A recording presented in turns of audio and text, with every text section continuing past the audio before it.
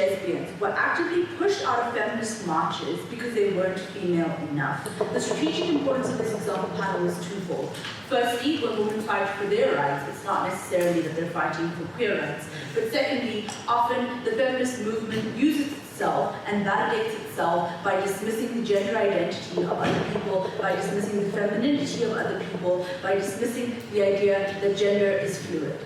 Quite simply, panel, we think that distancing in this debate is incredibly important, right? And we need to be very clear what distancing is. Yeah. We recognize that people are intersectional, and therefore they can support many different movements, right? This isn't to say that someone who supports the queer movement or the feminist movement can't support like each other, right? This is to say that we're talking about movements specifically associating themselves with each other. Quite simply then, we think the criteria is necessary. When would a movement dissociate itself from another movement? Three things. Firstly, the aims of that movement are different, right? Quite frankly, panel, we think that movements are designed to serve specific aims, and at a point where they don't serve each other's aims, we think it's quite frankly confusing, but secondly, incredibly harmful to continue to associate with those movements. Secondly, when it is undermining the ability for your primary market to exist, right? When it is causing some kind of harm to your primary market. But thirdly, when there's an active harm in general to the party of your movement, right? Quite frankly, panel, we're debating this side from the side of the queer movement and whether it's in the queer movement's best interest to associate itself with the feminist movement.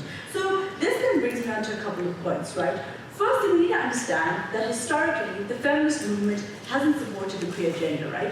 Often, it has been incredibly patronizing, and I gave you an example of the suffrage movement where they shamed butch lesbians. Often, it has been incredibly transphobic, right? Even movements like a lot of very famous feminist icons have consistently said that trans women are not women enough because they haven't gone through the same kind of experience, right? We tell you they've been incredibly transphobic, consistently undermining the gender identity of people, consistently undermining the ability of queer people to exist within fair spaces.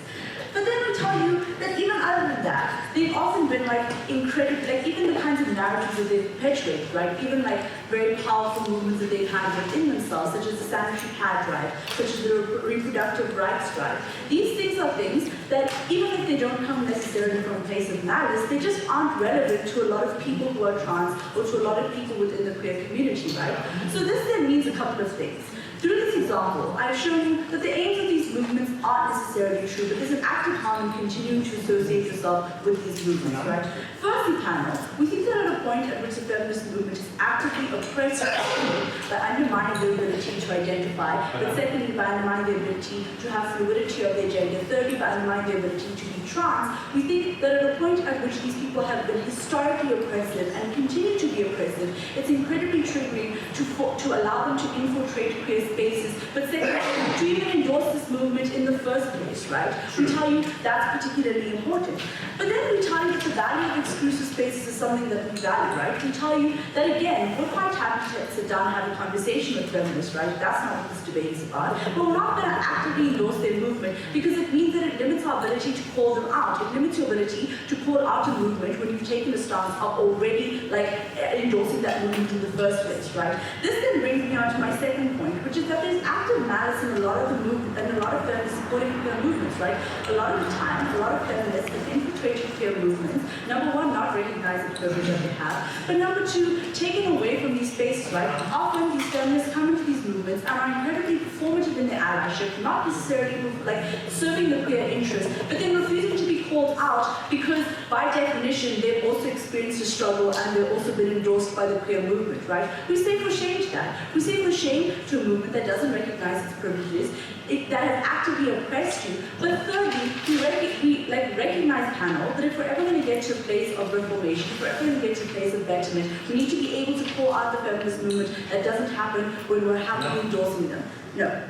But then let's talk about how these issues aren't even relevant to a lot of queer people in general, right? I've already spoken about reproductive rights and sanitary pad drives and just a number of different issues that aren't necessarily relevant to queer people, right? So the very premise of feminism is that there's some kind of shared unity between women because they have this shared kind of collective struggle, right? Firstly, often that struggle is very cis-normative, but secondly, it's often a struggle that a lot of queer people have experienced very differently or that have experienced at the hand of these these feminists in the first place, right? Why is this important, this debate? At a point at which these issues aren't necessarily the same, we think allowing feminists to infiltrate these areas at a point at which they come from a position of more privilege, it means you're taking away airtime that you could be using to give queer people a voice within these struggles. Before I go any further, Mfumo. You need to analyze why the exclusivity of both movements or spaces is important because Black, queer, lesbians. Alright, so that's exactly the thing, right? Is that we recognize that, sure, to some extent, there's intersectionality. We recognize that even within queer spaces, they may not be perfect, but we think we're better able to deal with queer issues when we have a space that's specifically designed to serve a queer interest over a feminist interest. This is because in the rest of the world, the feminist interest comes above the queer interest because they inherently hold more privilege because they're more like cis-normative, right? And they just have more proximity to heteronormativity than most queer people do as a movement, right? So we tell you here that we're happy to have reform, we're happy to have some kind of a conversation, but again, that kind of introspection of the feminist movement doesn't happen when we're still associating ourselves from them, panel. That kind of that kind of discourse and that kind of meaningful discourse doesn't happen when we're still endorsing those movements for the very same reason that just like forcing some kind of a shared unity between people, number one, is incredibly disingenuous. Number two means that the most vulnerable actors are the ones that are harmed because they're not going to get the space to compete when they're competing with people who inherently hold higher privilege status than them. But number three, when you give them this mandate of creating a forced sense of unity, quite frankly, panel, the feminist movement isn't going to support the queer agenda. We're happy to dissociate from them. We're still happy to have open conversations, but we think that at a point where we're talking about queer spaces, at a point where we're talking about the queer movement, we need to get to a point at which this movement is primarily serving the queer interest. Just like how the queer movement is still happy to engage heterosexual people to an extent, right? We tell you, sure, that's fine. But we tell you we're not going to create a space in which queerness has to actively endorse heteronormativity because it's diametrically opposed to its views, because it's actively harmful. But lastly, panel, because it's just not the same. We need to be genuine in this argument. We need to be genuine in this debate. Very proud to propose.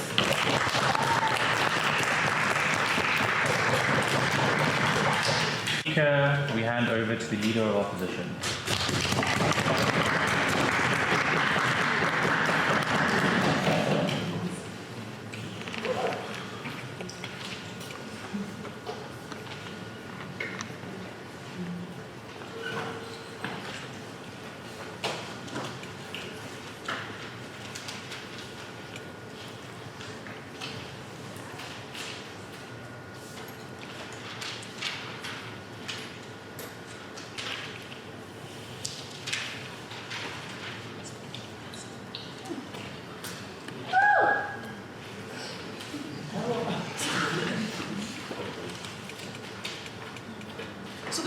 Issues with the government speech in today's debate, right? But what we really need from them, in order for them to actually enter today's debate, firstly, they need to show us how this is better for the queer community. Secondly, they need to discuss in today's debate what actively distancing yourself actually means for the queer community, because you haven't been able to show that. Thirdly, the final thing that they need to show us is to deal with the perception that's going to be created for the queer community if you actually do this active distancing. Now let's deal with the rebuttal and look at what has really happened and has come from the side of government in today's debate. So what they tell you in today's debate is that when you look at the feminist movement, they isolated the butch woman in the suffragettes, and this is an issue, right? And they say that the only way to deal with this is for the queer movement and the feminist movement to separate themselves. Firstly, we think that this isn't true. Why is this not true? We think that it's better when you actually have these movements aligned, because there are interests that form part of both of these movements. We cannot deny the fact that there are people who form part of both the queer movement and the feminist movement. So if you say that we need to actively distance ourselves, that means that there needs to be an issue. Let's deal with what distancing means. If a movement wants to actively distance itself, there has to be a reason for that distancing. There has to be something within that movement that they have an issue with, that goes against their movement and actually brings down their movement. They haven't been able to show this in today's debate. What they do tell you in today's debate is that the feminist movement is extremely problematic because of the fact that some of the issues that they deal with are they're unique to the feminist movement and don't actually deal with the queer community, where they tell you about the fact that the hijab has nothing to do with the queer community. Why is this an issue? These movements are the same movement. The feminist movement and the queer movement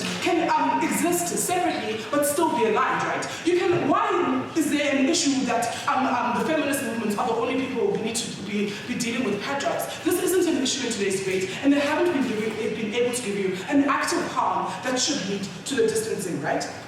Furthermore, they tell you that they're undermining fluidity because the feminist movement only speaks to like straight women, right? This is an issue, right? Firstly, we tell you, you are the ones who are going to be undermining fluidity because what you're doing is that you're forcing women to choose that I must either be part of the feminist movement or I must be part of the queer movement. Because when you distance yourself, that means that you don't associate yourself with that movement. When there's no association, a choice must be made. You aren't dealing with what effect that is actually going to have with queer bodies within their movement, right? And we think, and then they further tell you that it's better able, the queer movement is going to be better able to call out the problems within the feminist movement if they actually actively distance themselves. We tell you this is not true. Why is this not true? When you're aligned with a movement, when you support a movement, you're in a better position to call them out because what you say is heard better and is more valuable because we support you, but we want to improve this movement so that it serves the interests of everyone in society, right? They don't understand how this functions. They don't stand in today's debate. Furthermore, they tell you that there's some kind of like forced unity.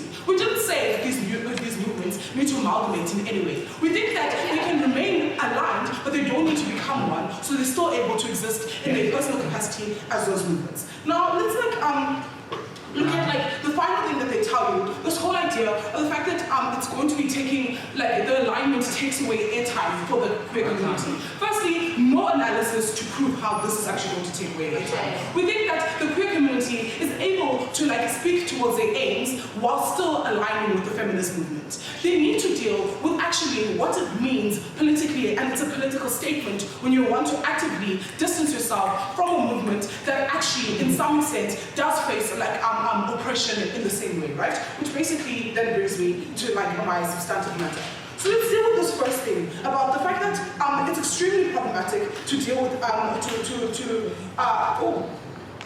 it's extremely problematic to disassociate these movements, right? Based on a few things that I'm going to deal with. I'll deal with how this is going to affect the progress that already exists, the moderates, the negative perception, and finally the fact that these communities face a similar kind of oppression. Yes. Okay, so it isn't enough to just say that someone can be both queer and part of the feminist movement. Someone can be religious and queer, but the queer movement isn't going to endorse religion when it's been historically oppressive and when it continues to be oppressive. But thirdly, when that reform doesn't happen when you associate yourself. Okay, let's understand something, right? It's extremely important for us to look at what these movements stand for at their core, right? They speak to the fact that a person needs to be able to identify and to choose what they want to identify with, right? As a feminist person, I must be able to be a religious feminist and still believe in feminism. I can be queer and still be religious. I can still believe in Christianity but be a queer person. This thing doesn't stand. And how you break down those perceptions of the fact that a gay person cannot believe in Christianity is by entering those movements, not by distancing yourself, by creating those conversations within this movement that pure I doesn't stand in today's debate. So now let's look at what is really going to be happening in today's debate, right? We think that you're largely going to be disadvantaging the queer movement as a whole. Because what's going to be happening is that you're going to be making a political statement. That statement is that we're not aligned with them and we have an active issue with them. Firstly, we think this is a problem. It's because they are facing oppression at a large extent from the same people. Both these movements are facing toxic masculinity. Both these movements are facing patriarchy, right? You don't actually work towards removing these things when you want to disassociate yourself, right? This is not going to be helping the movement in any way. We further think that this is going to be creating a negative perception, right? Because we're going to be polarizing the queer community as a whole. Because now, as a queer person, I need to be forced to choose where I want to be. And within the queer community, now we're going to be having a conversation about you're not for queer rights as a whole enough because you still want to associate with the feminist movement. This is extremely problematic and you aren't able to deal with this in today's debate, right? We think that you're largely going to be forcing people to choose sides, which is a huge problem, right? Furthermore, we think that you're going to be affecting the moderates within these movements, right? Because we tell you that you're making an active political statement, right? So this is going to create complications for people who are still trying to decide where they fall within, right? Because now they need to choose where they stand, right? So those moderates are likely to opt out of both of these movements opposed to engaging into those movements because of the political statement and the polarization that is created in these movements. This is something that open government doesn't take into account in today's debate, right? It's extremely important for us to understand understand that this isolation leaves like a gaping hole between understanding within both of these communities, because these conversations aren't going to be able to exist because you're actively distancing yourself, right? We think that a conversation and discourse is better takes place when these movements can remain alive. And if there are things in these movements that aren't specific to the other movements, they can continue in any way because they don't have to amalgamate. From aside our government in today's debate, they need to show you the active harm that is enough to actually have these movements to distance themselves. They need to speak to how this is going to be better for the queer community as a whole.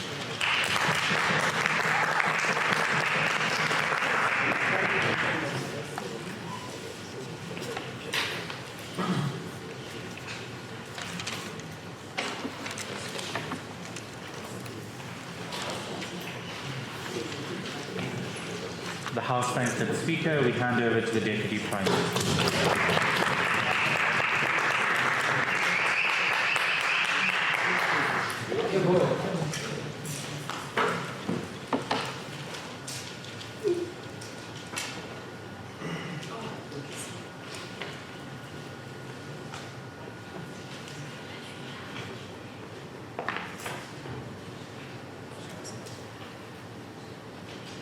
I think this motion specifically speaks to me as a black queer woman and how I consistently have to understand how my identities intersect. At a point in which I identify as a queer woman, when I enter into like a feminist space, one thing that's constantly being asked is questioning my own identity as a woman and whether or not am I a woman enough. This is just to say, ladies and gentlemen, that oftentimes the very same spaces that you think that the very same spaces that you think that are accommodating of a certain identity aren't as usual. But also the second thing that you need to understand is that performative allyship is something that we aren't willing to accept, is something that we aren't willing to protect. Because just because someone is heterosexual within feminism movements trying to fight for the rights of women doesn't necessarily mean that the individual understands the struggles of the queer community. And why specifically that is important is that you don't allow those people to speak on behalf of the queer community, and why that's something that's important. The second thing also that you need to understand is that they lose this debate on the basis that they say that one shared goal is the fact that we are all facing struggle. Oftentimes this is not true. What you need to understand, the numbers gainsay a lot. The queer community is often like outnumbered in feminist spaces, which means that they don't even have a voice, they can't even represent themselves, they aren't even visible within those spaces themselves, and that's the problem. You can't base the entire argument on the basis that we're all minority groups and we're all facing the same thing. Oftentimes this isn't true, because what feminism movements are fighting for is to like fight patriarchy, but also queer community are fighting like patriarchy and also the heteronormativity that exists. You need to understand that the differences in that these two groups are fighting is something that's very real, and why actively distancing themselves from the feminist movement is something that's important. Two things Anam tells you about, and this is why Bathandwa loses this debate at a point at which she lost this. Anam told you that the different aims that these two actors say specifically why it's important then for them to actively distance themselves. Because one, she tells you how it doesn't serve the primary actor, because when you enter into a feminism movement, what you need to understand is that the issues discussed there aren't one that understands your identity as a black queer woman, but issues center around what it means to be a woman and why it's important to fight patriarchy. You need to understand in today's debate why it's then important for the queer community, especially when there hasn't been a marginal change in trying to accept this individual. It's something that's important, especially when Anam talks about how like feminist movements and these women have the privilege of the social capital to speak, and why oftentimes they think they understand the struggles of these specific individuals. We think this is something that we aren't willing to accept in today's debate. So I'm going to be talking about two things. The first thing I'm going to be talking about is why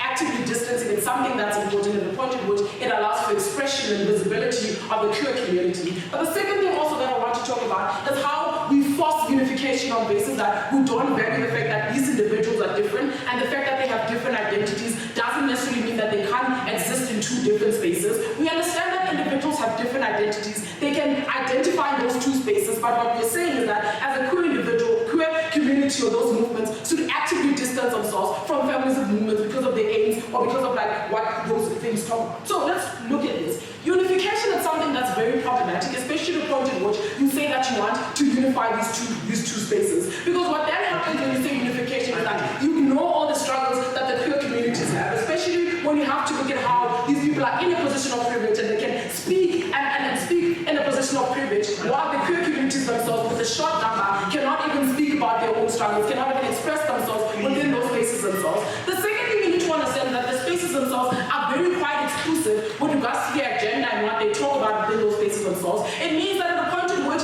as a black queer woman, you have to movement talks about a certain thing all the time, patriarchy, we think this is something that we aren't willing to accept when we don't allow the sort of engagement about queer politics to happen in feminist movements. Because you need to understand that throughout history, even women who identify as black queer women weren't regarded as, their queerness wasn't as taken as something that's important over their womanhood. That's why even the movie When We Rise speaks about how, like, oftentimes queer individuals consistently have to be silent about their own identities of being queer on the basis that the feminism movement itself doesn't want to attack or want to engage in issues of queerness. It's something that's important, especially in the feminism movements themselves have been quite exclusive in their own agenda and haven't really been allowing for queer individuals to exist in those specific spaces. I'll take you in 5 minutes to actually allow for queer individuals to exist in those specific spaces. So we told you here that exclusivity is something that's important, especially the point at which queer individuals can't be visible under those movements. They consistently have to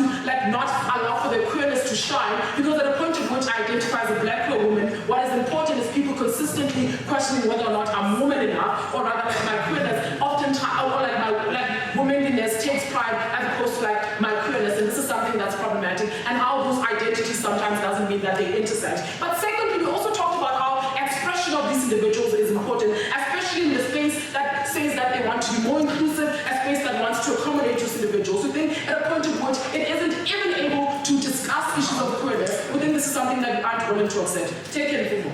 Okay, you need to be careful because you are demonizing a minority movement in order to propel the other movement, which is indicative of the fact that you don't have the harm of white. No, we are not demonizing any minority movements. The one thing we told is that we concede to the fact that these movements are both minority movements themselves with different issues, even if there's one common shared goal of the fact that they want to fight patriarchy. What you need to understand exclusively from our side is that we said that queer issues often aren't discussed in those movements themselves. It means that they're exclusive to the kind of engagement that then takes place. Because you need to understand that under feminism movements is inclusive of even heterosexual women, which means that the issues there are centered around heterosexuality and nothing else about heterosexual individuals even trying to engage or understand queer politics. You are not demonizing anything. What we are saying is that as a queer community, we would like to actively distance ourselves from feminism movements at a point at which it doesn't serve the interest of the queer community, one, in terms of trying to engage with their queerness and also trying to engage with how they interact as women in that specific space. But second thing that you also talked about is how the movement themselves serve different goals, and at a point at which the feminism movement has the privilege and things that they can speak on behalf of the queer community, it's something that we aren't willing to accept. So lastly, let's also talk about the idea of why even in the feminism movement themselves are very problematic. It's the idea that they don't want to understand that sexuality can be fluid. At a point at which individuals can identify and change all the time, what this means is that in the feminism movement, they create a specific standard as to how to be a woman and how to act in specific spaces. This is something that you need to understand. Because in many instances, when you are black and a queer woman and you exist in those spaces, the only thing that they want to change is that you have to be radical about your idea of being a woman and not as radical or voice out your opinions when it comes to queer politics. If you are for side that believes that individuals can identify with many identities, but that doesn't mean that at a point at which they conflict, it means the individuals can always actively distance themselves. You have to side with the side of the government.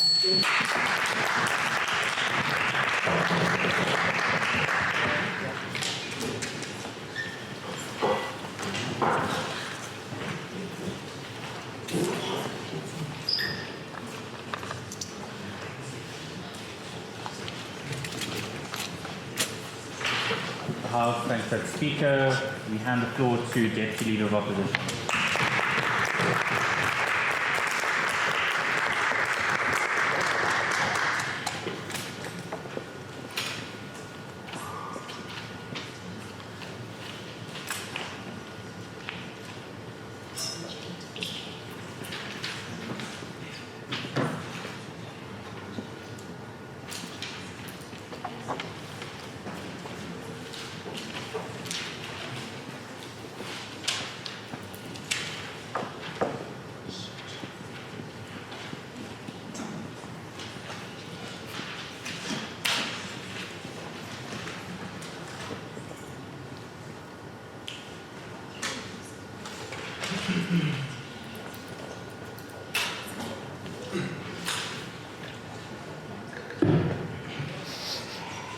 Hello, as the opening our position, we're going to tell you that this debate isn't necessarily about allies, but this debate is about intersectional body. We're not too worried about allies, we're worried about people who identify with being queer, we are worried about people who identify with being women at the same time. What allies think, we don't give a fuck, we care about people who are being excluded in the process. Before we move on into my substantive, a couple of things that we need to deal with in rebuttal, but a lot of responses are going to be integrated within my matter. Right? The first thing that Anam says is that these movements shouldn't associate with each other because they have different aims.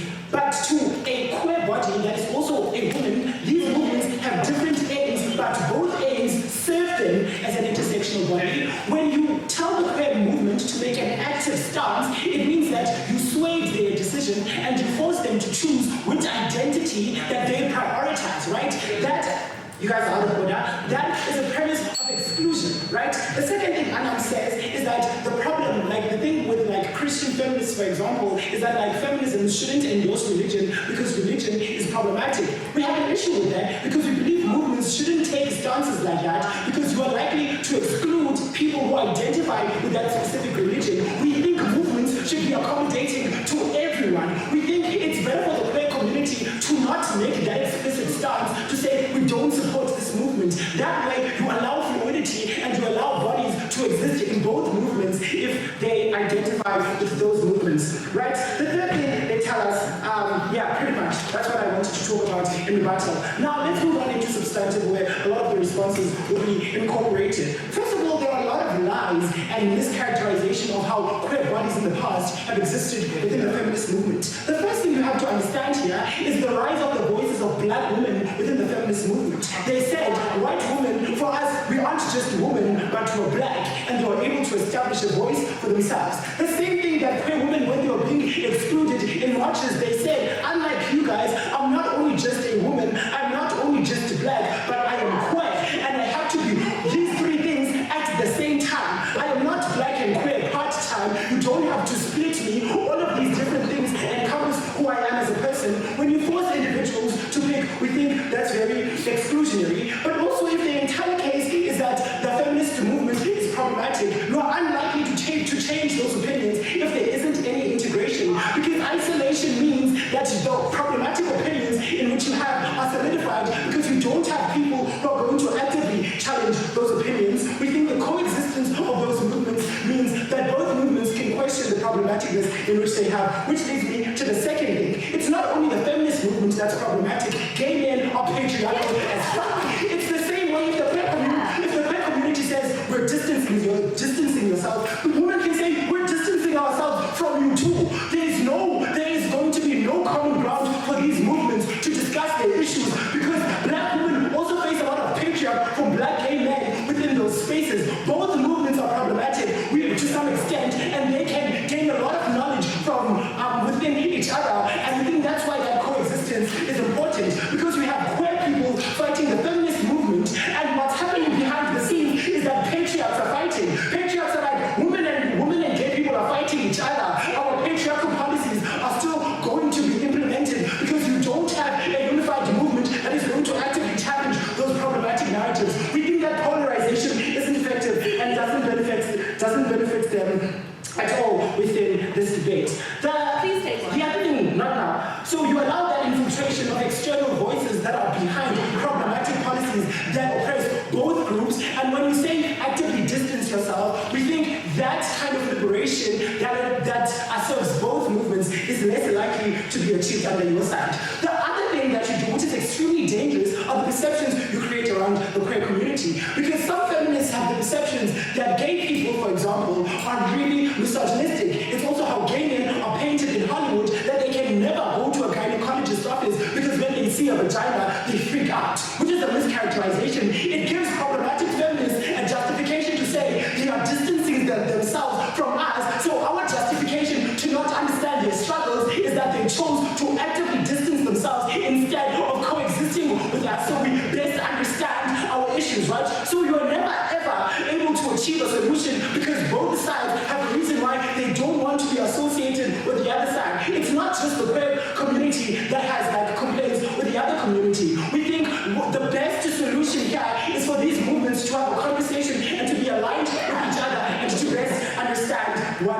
stand for. And that is unlikely to happen under their side when you actively distance yourself because you make an explicit political stance that has a political statement underneath that says we are against what you stand for, which is exclusive to other people. But also let's talk about people like Caitlyn Jenner, right, who like are trans bodies, and that's the question we need to ask. What do trans bodies within the queer community want, right? They want to be socialized within like the feminist movement because they want to be accepted in those spaces. What you do under your side is that, okay, Caitlyn Jenner, you need to pick a side, and if you don't pick a struggle fan, then peace. That's extremely problematic because people like Caitlyn Jenner, to begin with, like weren't accepting of gay people, but were like, but being transsexual is okay. We need people like Caitlyn Jenner who identify with both movements to exist, right? So the unconscious problematic opinions they have, right, can be best dealt with if you separate them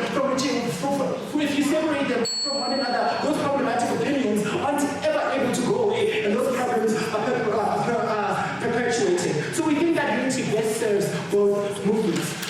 Okay, let's move on to the last thing that we want to say in this debate. And here we talk about the sort of like common oppression that these individuals face of toxic masculinity and patriarchy, right? Because the thing is like when patriarchs like oppress you, they don't want a form from you as you want to identify as, they just want to oppress you as you are, right? We think the best way to deal with that patriarchy and toxic masculinity is if both groups experience a similar form of oppression, and not necessarily they have to protest together, is that don't make those statements like you can't identify or you can't be part of this movement, because it means in the process you're more likely to lose people who are the moderates, who are in between, right? Who like don't want to enter the political dynamics of movements who fight each other. It means both movements in most instances are very likely to lose people who are moderates that are willing to be swayed. You can't sway them if you're fighting each other. Instead of opting into either movements, they just stay out of those politics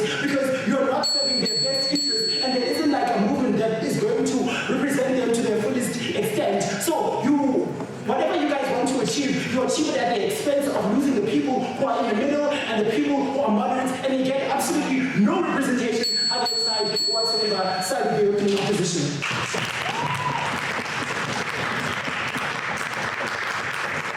Here we hand over to the Member of Government.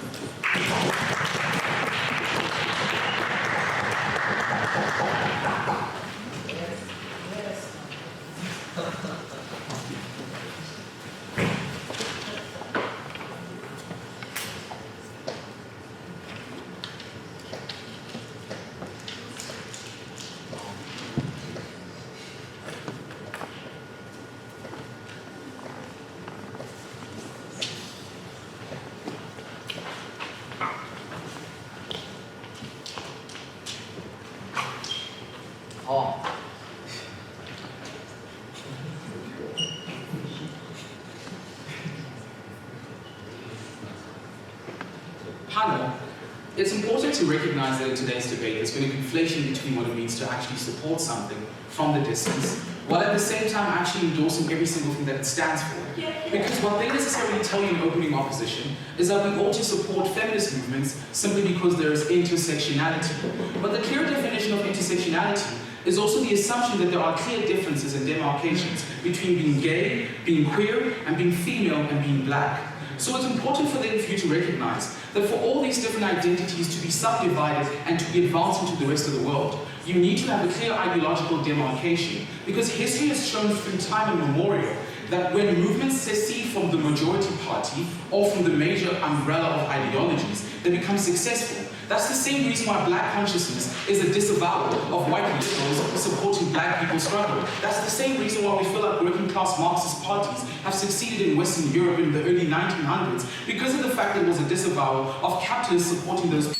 Similarly, what you need to recognize in today's debate is that we're not necessarily saying that one needs to be better than the other, but that both parties, or both sides of the house, meaning feminist movements and the queer community, are better off when they demarcate each other and basically understand that albeit that we have a universal struggle of oppression, the differences that govern our oppressions are much more different. Because every single thing that you hear from opening opposition is irrelevant after the contextualization that you get in closing government. First of all, we tell you that the political world that we live in is divided into social creatures that always want to fight for a dominant social narrative.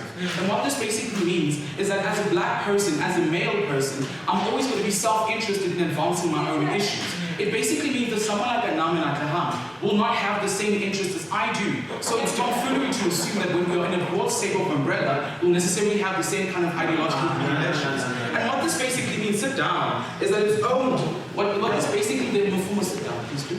What this basically means then is that there is an ideological problem here, because the people that always get the airtime are the ones that can best express themselves. And most of the times, because of the fact that there is a dilution of this narrative, we feel as though the people that actually need to be represented are never adequately advocated for because of the lack of ideological purity that necessarily exists. And what we say here necessarily is that intersectionality, every single thing that they're arguing for in opening opposition, is very much the opposite of what these movements stand to achieve. Because imagine if there was an intersection between a capitalist and a Marxist. Imagine an intersection between a black consciousness leader and a white liberal, albeit that they necessarily believe in the same things. The lived experiences and the organic change that they want to achieve in the world is far more different from anything that you necessarily hear in opening opposition. Here's why we tell you our case is going to be uniquely different compared to opening government. We agree with the contextualization, but what we want to tell you here essentially is a couple of things. One, that the ideological demarcation that we're telling you about it does a couple of things. One, it already shows you that intersectionality is toxic towards the interest of individual groups. And what does this basically mean, ladies and gentlemen? That black people have similar oppressions, for example. But black females and black men will never have the same kind of interest when it comes to advancing these things. And what it consequently basically means is that even if you necessarily want to concede to the fact that they might necessarily have the same struggle, the intersectionality there subjudicates the kind of interest that those people might want to have. Because what it means then is that these movements cannot necessarily grow. The reason why the economic freedom fighters has been doing so well in the polls for the last few years is because it's a clear ideological demarcation from the broad church of the African National Congress. One of the reasons why the ANC is failing and stumbling is because it has a mixed message to the public about what it wants to be perceived to be. When you actively distance yourself, you actually appeal to a broader base that necessarily understands every single thing that you're aspiring to achieve. What this basically means is that when a person gets into a feminist movement, they know that ideologically it's pure enough to actually concede to the fact that every single thing that's going to be espoused in that movement is simply for women's issues.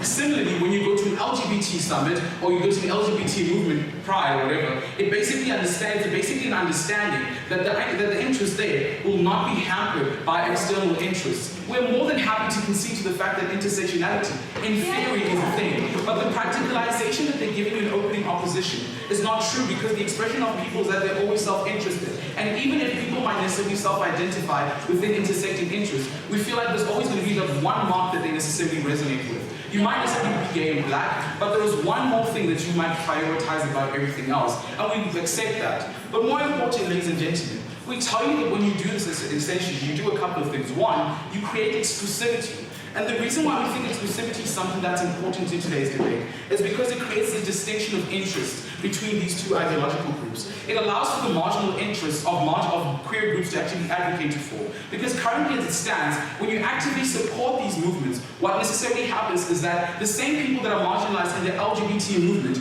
are further marginalized when you actually coalesce these two movements together. What you then need to recognize is that there is a lack of advocacy for these people. And not only are they more marginalized, but they're actually reduced to nothing more than just numbers. You then need to recognize, ladies and gentlemen, that the difference between feminists and the LGBT movement is not necessarily one of ideology, but one of interest. And what we also tell you here, ladies and gentlemen, is that there is a homogenization of the narrative. And this is particularly important when it comes to actually talking about the kind of messaging that you want to give to the rest of the public. Because if the LGBT movement necessarily says that it agrees with every single thing, or even supports everything that they hear from the other side of the aisle, what it basically means is that even the kind of messaging that they need to necessarily provide is true. No longer should the LGBT movement necessarily allow patriarchy princesses or the better feminists like Mtebele to be infiltrating these. It's the same reason why people because the contextualization that they give in opening opposition, hopefully CO will do better. What they're basically saying there is to say that people like Mtebele who are avowed feminists necessarily should be allowed to opine, to provide opinions on these same people. And what you then need to recognize is that even if there are already toxicities and issues that are already deep, that are already being faced with in the LGBT movement, they are much more exacerbated when you actually coalesce these movements because the ideologies differ, even if the values, the universal values are important. So why do we leave a movement necessarily? Here we say a couple of things. One, where there is a simplistic understanding of the metamorphosis of those problems. We tell you that gay people necessarily have different struggles they have different intersecting struggles from women, because what we necessarily tell you here is that gay people are not necessarily discriminated in the same structural way as women. And what this basically means is that there is a simplistic way of assessing issues. And we want you to understand that this basically will allow for the democratization of discourse, because the same people that are no longer marginalized will actually have a stake in their own whole movement. But if you stand for a side that necessarily understands that ideological purity is something that's important, then you would close in government.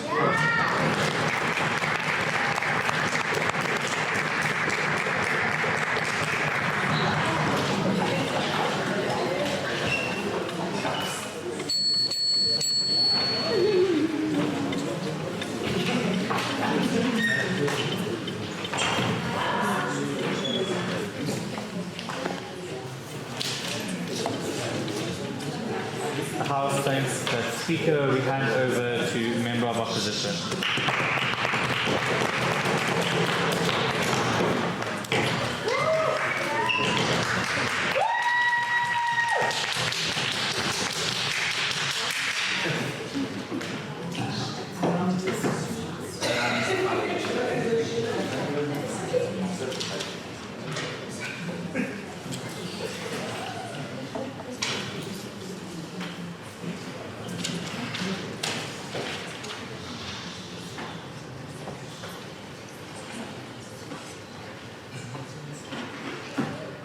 At the point where we accept that identity is multifaceted, that identity is intersectional, we could not even have a conversation about distancing. We tell you in this debate, a good government case is a good government case where they need to give analysis on why in the first place did these two movements align, and therefore why is this alignment no longer fruitful for them to distance themselves from each other. There is zero analysis to justify that outside of giving us isolated instances of marches back in the 90s and Mtebele. We say Mtebele is not even feminism. Mtebele is a member who will be in part of feminism. We think that's the logic where you are missing the debate in today's debate. Okay? A few issues of rebuttal, and we start with opening government, right? We say that opening government Anam makes a lot of assertions in this debate without actually giving the analysis about important things that she speaks about. One, there's an idea around intersectionality. It's not fair to just drop intersectionality and say it's not important to debate when we give you a POI that there is an individual who identifies as both being queer and who probably identifies as being a woman and who probably even want to exist in both spaces. You do not give analysis to say why that woman and really engages you quickly to say you force these kind of people to decide when it comes to their identity. The harm with forcing people to decide with their identity is that those two people or those two movements are representing minorities. You force minorities into a situation where they now have to compete in terms of founding protection of each other and protecting themselves. This is problematic because again, the people who come out victorious are the common enemy that these both people have, but also their battles at the end, right? So Anam's speech can't exist in the debate because she asserts again that spaces need to be exclusive. Again, there's no analysis on why the exclusivity of spaces are important. Because again, if the exclusivity of spaces are important, we argue firstly why did they align in the first place and why do they need to separate? That's how we basically set up a government debate for this kind of an emotion, right? We hear from closing government this debate that, we hear from closing government that this creates a destruction and a destruction of the actors and why these people need to why these movements need to be separate. Again, there isn't real analysis to justify this separation or this distancing, right? Because again, an important word in this motion is actively. Actively means we separate in ideology, we separate in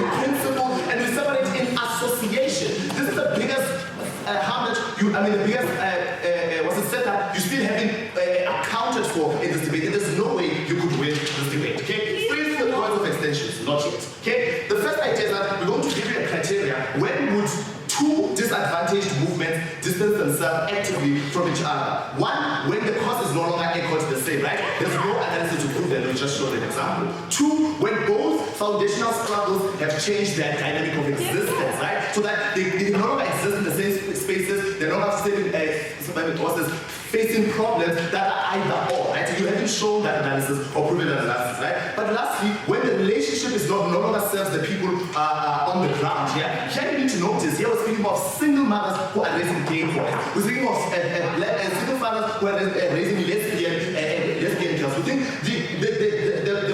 the plurality and the intersectionality of those dynamics require both movements to represent both actors in this debate, right? The second idea that we speak about is the important similar objectives of both movements, right? The first objective is empowerment. Under this, both movements stand for existence of these individuals as women, as feminists, stands for the existence of these individuals as gay people, as queer people. But secondly, it is the conscientization of society and all of the things that happen from the common enemy. This is important because then when we have movements being separated, when we have movements not somewhat agreeing on what is the consensus or struggle that we are trying to push in society, to conscientize people in society and solve or actively speak against problems in society, there creates a competition between the two movements. But thirdly, it is important in terms of policy, right? Because the amalgamation or the centralization of these movements are able to ask to set progressive policies that are not actively female-centered or queer-centered. What it does is that we are able to set, or they're able to set active policies, or at least push for setting of active policies that represents everyone across the board, right? Not yet. Cool. And lastly, it's for purposes of employment, which is adds on to policy, right? The second idea is that, the third idea is that this helps the intersectional existence of queer individuals, right? We say here that the queer individuals and the queer, and feminist individuals face the same common enemy, right? Four common enemies. One, patriarchy. Two, capitalism. Three, society. Four, positionality. Before I analyze that, let's hear. When women got the vote, they went home and didn't lobby for same-sex marriage. In fact, lobbied against it. Single mothers can be incredibly homophobic. Yeah, single mothers can be incredibly homophobic. That's not justification why we should distance them. That's not analysis. That's an express harm that we identify. And it's not a harm that we say would want to distance. You still need to start the debate from why would you distance in the first place. These four common enemies, at its core, they affect the queer who is most likely not the one that was spoken about in this debate, but the queer which is one lesbian and the queer which is a transgender, right? Note that when we speak about these issues in society, or this actor is important for a few reasons. One is that the person or the individuals who is represented and facing this common enemy are speaking on issues, for example, as collective rape. Collective rape is something that the feminist movement actively speaks about, the same way that the LGBTI movement will also actively speak about, right? Which means and shows the idea of the importance of having both movements, organizations coexisting with each other. It is not true in this debate that because individuals because these people identify as feminists and people identify as queer, therefore they deserve separate or exclusive movements at the end of the day, right? So what have we shown you as closing opposition? We've given a criteria of when we would do this, if possible, and we tell you that this government has never even fulfilled number one of the criteria, that they no longer echo the same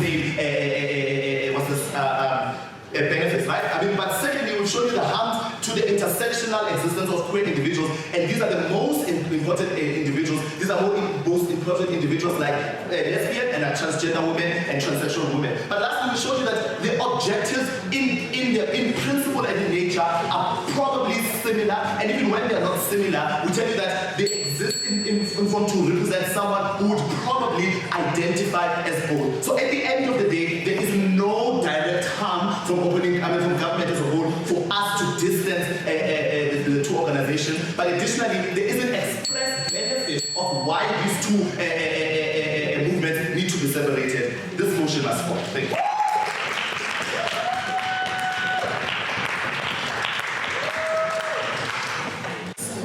Thanks, that speaker. We hand over to the government whip.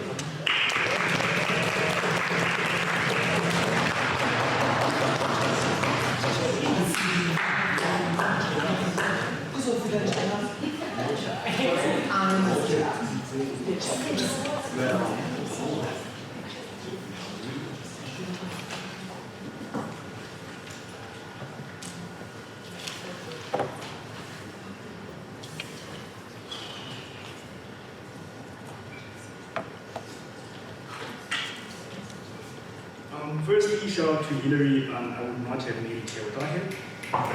And secondly, first point of order, I want to talk about one of my favorite philosophers, Hegel, who talks about how in every community, whether it's a community of vulnerable people, there is still oppression that exists within those particular communities. An example of this, within the example that Neo gave you about how even within black conscious people, black men are still the oppressors of black women and queer people. So it doesn't therefore go to say that because black people generally have a similar enemy with black men and black women have a similar enemy, it means that they should be together for everything, because part of their enemy is someone who is masquerading as an ally, and they use them for social capital at their marches, that we've got more people marching with us who are queer, so we look more visible, but queer people do not necessarily get the same benefits as women get from those particular marches. So we think it is inherently problematic. And then secondly, we think there's a strategic flow from that side of the house. We already characterized that you don't necessarily always have to support the same actions, but you can still implicitly support, not explicitly support. It's an example of how the EFF and GA can still have the same enemy and can still support the same policies against the ANC, but still be able to call each other out because they're not together. We think we only best get that from outside of the house when you create that distinction and you don't force them to be together. We think that sort of benefit is incredibly beneficial. But a couple of responses, and then why we deserve to win the debate. Firstly, we're told about how you create competition between movements. We think this competition already exists, right? This is an argument that comes from close opposition. This competition exists. I already gave the example of Hegel. But even in the queer movement itself, in the LGBTQI movement, there's already a hierarchy within that particular movement about what are better gays. That is why there was an equity complaint about how there's policing of queerness, that you're not queer enough. Adding feminists to that particular thing, or adding queer people to a feminist movement where there's already policing of patriarchy princesses and things like that, means there's already a hierarchy between those particular movements and a hierarchy between the internally within the movement itself. We think adding those two things together means those that are at the bottom of the movement that is perceived to be lesser are at the bottom of the whole entire structure. We think that this is extremely problematic for this particular movement that are actually trying to actualize. Secondly, we think the idea that similar problems exist already engaged with this before. Just because it is similar does not mean that it is identical. Just because it is similar does not mean that it is the same extent. So by proving that queer people and women face the same threat as men, you are ignoring the threat that the characterization you get from our opening, that queer people not only face the threat of men, but face the threat of women, even in feminism, like Chimamanda, who call out queer people who try to be part of the feminist movement, because they are policing feminism and saying that you are not female enough, therefore you cannot be part of our movement. I think that is very problematic, and we don't support that, right? We can't always agree everything with our oppressors, especially in instances that we borrow our social capital for their movements. We go to Beyonce concerts because she, her music inspires us as queer people, but she does not necessarily reciprocate that sort of support that we give her. We think the use of money, the use of social capital, the use of people for parades and for everything is not necessarily equivalent. Therefore, we cannot exist in a relationship that is abusive, that uses one particular movement for the aid of the other movement. I'd like to think that most queer people really identify with the things that feminism identifies with, but not all feminists or to the same extent identify with the problems of queer people. And we think that sort of distinction is incredibly useful in the context of this debate. What do we tell you in this debate? 4 minutes. All of the examples you've given are about people who are this and not that, whereas the defense opposition has is for people who are all of those things. What is the active position? Right, I think I've got 3 more minutes and I'll get to that. I wanted to deal with your mature last because I thought it was the least important. Let me get I think that what we tell you in our extension and why we think we deserve to debate is that intersectionality is toxic in the interest of people. We told you this exclusively from my extension. Firstly, you exist in the same space, therefore you have to you have a conflict for that particular space. You always have to, in meetings when you're planning on things to do, you always have to vote and you always have to negotiate and you always have to trade off things which are inherent to the ideology of a particular movement. We think that this is harmful for particular movements. Secondly, we think that you end up sending a mixed message instead of expressing an ideologically pure message that can be understood. You now force people who first have to understand feminism and have to understand queer politics at the same time when you could attack them from different angles, therefore allow for them to understand particular issues better. Thirdly, negotiation when movements come together often means trade-offs, right? It often means like sacrificing some things that are intrinsic to a particular movement. This sort of analysis and nuance was ignored when it was an opposition. Thirdly, the movement is being used for numbers. It means that it is being used for social capital, but they're not getting the same benefits that they borrowed of other particular movements. It limits ability to call each other out because you think that if we are the same movement, it means we have to support each other in every case. And if we are together, it means when you do something wrong, we can only call you out in private and we can't call you out in public. We think the ability to call feminists who abuse women, or the ability to call out queer men who abuse women is also something that is intrinsic and useful within the context of this debate. We think nuances are important in every particular example. That's why even if our opening was good, our nuances can still make us win the debate. We think nuances within particular movements, even if they've got a similar agenda, are extremely important in order for you to establish particular results. We think that democratization of particular movements is intrinsically important because just because I am feminist doesn't mean that I support queer politics. Allow me to do it in my own personal capacity to attend vote matches. Don't force me because the movement has told me that if you believe in feminist movement, you believe in queer things. We think that people have a right to decide, and we think that democratization of that particular movement is something that we value. Also, what we get like from the other side of the bench is you limit choice of intersectionality. Firstly, we can still exercise your choice. You can go to like a feminist march and you can go to Soweto Pride march. We don't necessarily think that all these movements happen at the same exact time. And we think that you can still do those particular things without necessarily the movement that you exist in forcing you to believe in those particular things. We think if you're a queer woman, you can do that, but the movement itself should not force you to do that. Secondly, the idea that you can't create common ground when you separate is a lie, because I already gave the example of political movements, because all movements are political, like EFF, like the GA, because like everything is political. Thirdly, the idea of moderates, fuck moderates. Honestly, fuck the moderates. They put our ideology in any case, and if you want to prioritize moderates with dilute ideology, so we have to trade off, so we cater for some of your interests and fuck them. At the end of this debate, how best do we improve the discourse that we create? We improve it by allowing each other to call each other out, even if we're a community of vulnerable or proud.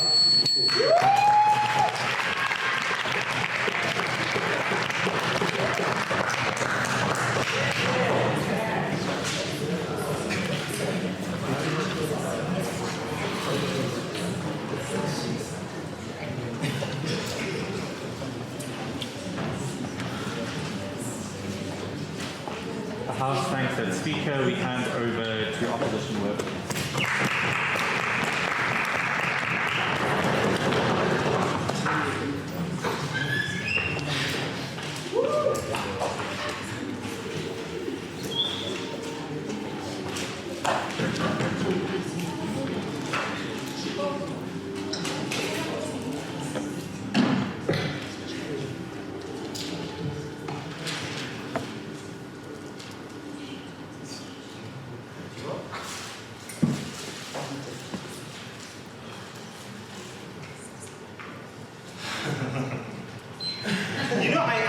I love the way the judges wrote when he mentioned Chimamanda, but he's a liar.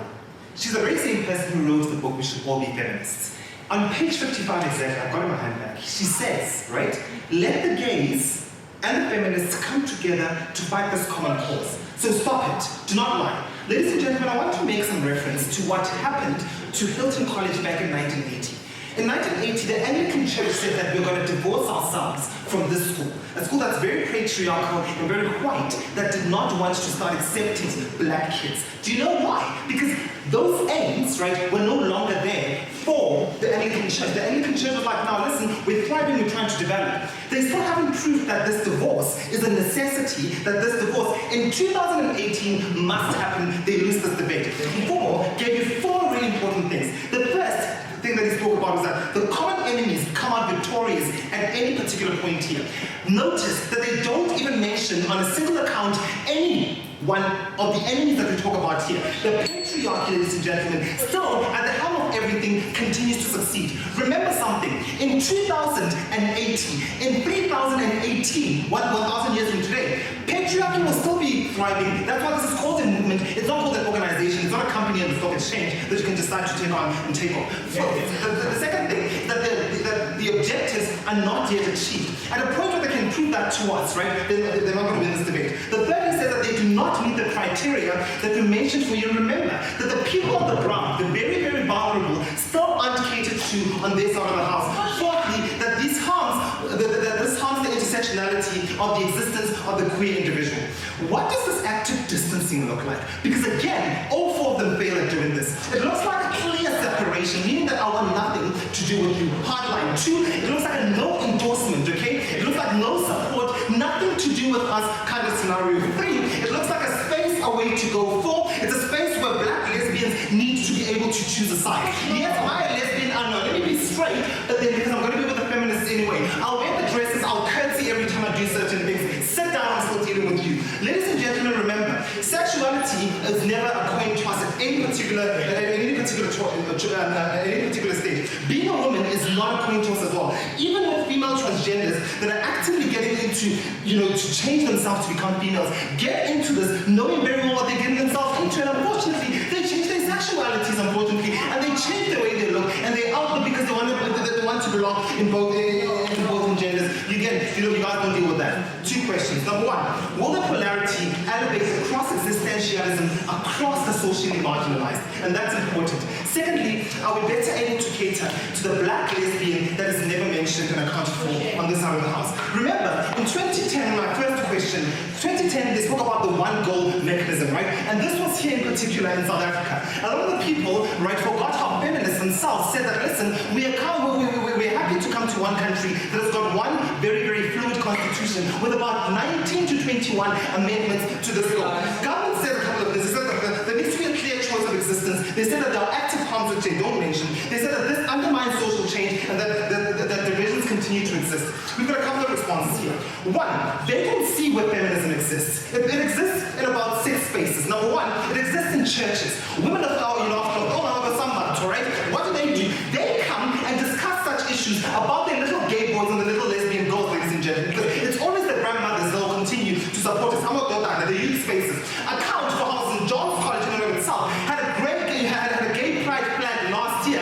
In and of that, in terms of what happened. All the way in Orange Farm, the satellite school did the very same in terms of that kind of support. The second thing is that this exists in places like police stations as well as institutions. Police women who understand, who are able to empathize as single mothers in most cases in such things, ladies and gentlemen, they're able to push for such agendas. In schools where you've got many female teachers who are able to protect as well as push for these agendas because of these little gay boys that continue to exist under those spaces. The third thing is that it exists in university spaces. And understand here that this is where the greatest feminism pool is to a large extent, because hardly it is largely expressive. Remember something, there are 2 organizations here, and not a single example about a certain organization that hounds the way feminists look like. The people against, or the people opposing women abuse, which is called POA, together with AUT, back in 2012, came together and tried infiltrating university spaces, right? Again, the EFF has demanded this to the city of Johannesburg since 2016, remember, when they actually collided together with the DA. Lastly, ladies and gentlemen, remember, they tried to infiltrate spaces where rape is a thing, where that rape to that lesbian girl, in terms of trying to correct them, in university, in those very spaces, actually exists. Number 4, it exists in homes for the fatherless. So, fatherless homes that don't have, anybody to account for on that particular regard. And remember, these kids are kids who are part of the LGBTQI. And remember, kids are not stupid. These are teenagers. These are 12-year-olds who are now trying to be curious in terms of where they want to exist. And remember, there's some discussions, surrounding male privilege. So you've got a single mother who's able to discuss, Anam, who's able to discuss issues surrounding male privilege. So, for example, where they will know that, listen, even though you are a gay boy, you will continue to have a kind of male privilege. You understand? So try as much as possible to be a feminist. For example, if you and a girl were to go for a mining job, they will take you because 1, you look broader, 2, you're taller, 3, you're stronger. At the end of the day, where's that equality going to be achieved unless that these people are actually together? 5, male relationships, ladies and gentlemen, where they understand the kind of substantive equality, where they try as much as possible to eradicate these gender roles. Lastly, ladies and gentlemen, we're across global relationship. Remember, in 2016, the United Nations, with a seal of principles, ladies and gentlemen, feminists, together with the LGBTQ, wrote a long open letter surrounding an infiltration of that very space. Again, they don't even account for that. Even up until today, that kind of, pushing forward in terms of the relationship with the UN together with the rest of marginalized is still not happening. So if you're going to say that these aims are achieved according to what Mfumo tells you, then you need to come and account for how the UN in and of itself, the largest body in the world, has still not responded to how all of these things really needs to happen. Now the last, are we better able to cater to the black lesbian? Remember, the black lesbian looks like this. She looks like hiding. She looks like shameful. She looks like rape bait. She looks like roads, like TUT. She looks like suicide. They face 5 parts: marginalization, exploitation, powerlessness, cultural imperialism, as well as violence. And this very violence, remember, is the kind of characteristic that we continue to mention. Government ignores one simple thing: that the questioning surrounding the LGBTQI, the questioning of these lesbians around those spaces, happens in the spaces of the LGBTQI. It's got nothing to do with feminism. They need to account for why feminism has done so much damage to this very organization. We're proud to oppose.